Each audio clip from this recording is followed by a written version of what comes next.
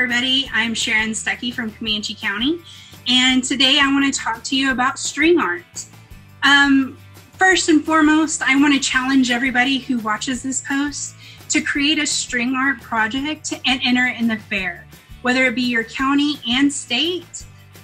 This project is endless in imagination, and you can do so much with it. So I challenge you, make a string art project and enter it in the fairs, all of them.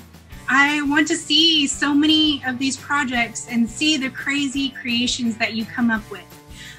If you want to show us pictures of some that you do now, that would be great. Post them in the comments of this video, okay? We want to see them. I'm going to tell you about some of my trials and tribulations, my mistakes, learn from them, because that's why I'm here. My first project was on a cardboard with push pins, and this is what it ended up looking like. It was really cute. What I did was I printed out an outline of a heart, and then I put the push pins around the outline, and then I took that paper off.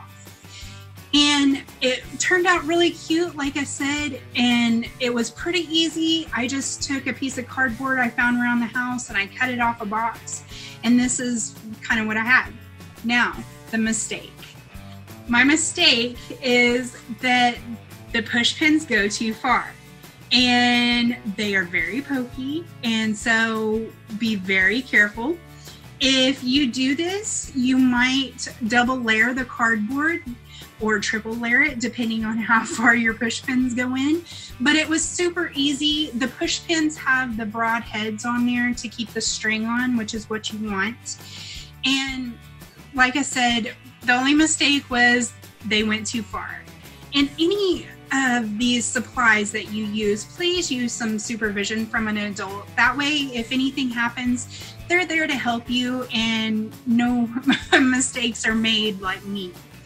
My next project was on cardstock. I just got a regular cardstock. Again, I have my outline, and I actually took a regular pencil and drew around the outline, and then I pushed holes through it with that pencil, just like I would do with the push pin. And then I took the string and I pushed it through with the pencil. This was a little difficult. The string is small. It was hard to push through. It took a lot of time just to do this simple portion that I did. And it was fun, but it took a while. And I'm not sure if there's an easier way to do it, maybe an embroidery needle, if you have those, or something along those lines, something thicker that you can push through easier. Also, I thought about yarn, using this with a bigger hole and maybe being able to put it through a little bit easier since it's a little bit thicker. Again, really great project. You have paper at home probably, and pencils to put the holes in and push them through. Again, just be careful, don't poke yourself. Be very careful. What I ended up going with was wood and nails. So I have a regular hammer, and then I found some tack nails. They're very, very small, but they have the broad head on them. That way, like I said before, the string doesn't come off. So that's what you want in a nail. After doing this project, I would probably use a longer nail. That way you can hammer it in a little bit more, but still have enough length on there that you can loop the string around. These worked out pretty well. Just be careful, like I said, and have your family help you out, an adult help you out to nail those in. All right, and then I found a piece of wood. This is what I found, just randomly laying around. I don't know what it is. I don't know what it's to, but it's thick. So if you do use longer nails, be careful, again, of them coming out like the push pins did. Like I said, and you want to find a piece of board that fits your outline of your picture, whatever you're doing. So I made my outline fit the board.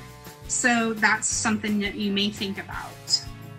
And this, I already did put the nails in because I didn't want you to see me struggle with that. It also takes a minute to do, so give yourself time, don't rush this project. And this is mine. I chose a corgi outline because I have corgis and I love them. So this is what it looks like. All the tack / nails aren't in there equally. You might work on that. I'm not quite the perfectionist other people may be, so this is going to work for me. And now what I'm going to do is show you how to start the string. And I want to talk to you a minute about the string. The string I'm using is this. It's something that we had laying around, and it's not very thick. I'm sure if your parents sew or you just have some extra from other project areas, there's lots of different colors. You can make this amazingly colorful, and I would love to see that. I'm going to be boring and just use my blue string right now just because that's what I had. You can stop and start different string colors. So if you wanted to make a rainbow, you would start out with one color, then tie it off, and then start the other one at that same point. Like I said, you can make it as colorful as you want, or even just one color. One color is fine. I'm going to do one color. And also one other thing that when researching this project that I found is they did outlines with the nails, and then they outlined the board with nails too. So whenever they did it, I did the inside of the heart with this. So the outside nails, instead of doing the inside of the picture, they left that blank and they did from the outside. And it was really amazing, different take on the same project. So again, the possibilities are endless. If you wanted to do both, make the inside one color, make the outside a different color. Whatever you want. It's a throw in the air and do what you want kind of project. But again, be careful of the nails. You don't want to have them poke you. And I'm going to now show you how to do the string. All right, so now the string. I'm going to take my 2 fingers, make a loop, and make it where the other end comes through that loop. So you are going to want to have where you can tie it on the nail. I'm going to start right here. I don't think it matters where you start.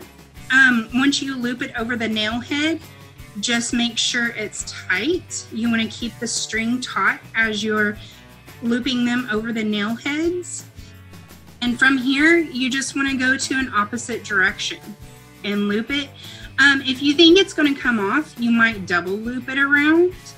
I haven't done that. I just single loop it, and then I come back to this and kind of zigzag across there.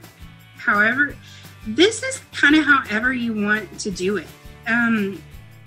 You loop it just as much or as little as you want. And also one thing that I've learned with the nails is if you want to add more string to make it look fuller, you just push down the string on the nail heads, and you can just add on top of that as much as you want to. I didn't pull my paper off, but after you nail this, you pull your paper off. That way that paper isn't there. So again, learn from my mistakes. Just keep looping back and forth however you want to, keeping the string taut, like I've said, because if you get it loose, it just gets all jumbled up. And just keep zigzagging until your picture is full, however you want it. And earlier I mentioned if you wanted to start a different color, just make a loop again around your 2 fingers, get more string here, and put it through so you can have a tie. Tie this string off, and then you can start in the same place with another color. So if you wanted to just go and then stop and do maybe an ombre type color scheme, that would be cool too. Once you're done, just tie off your end, trim up your tails. That way it looks pretty clean. Make sure that you put your name and information on the back of it, so if you do enter it in the fairs, that it's not lost. Again, if you have any questions, please contact us and let us know, because this is a great project and it can go in the fair. We want it in the fair. We want to see your entries. Also take pictures of what you're doing with this project and put it in the comments of this post. I challenge you, fair entries, do it. We love y'all and we can't wait to see you in person. Thanks.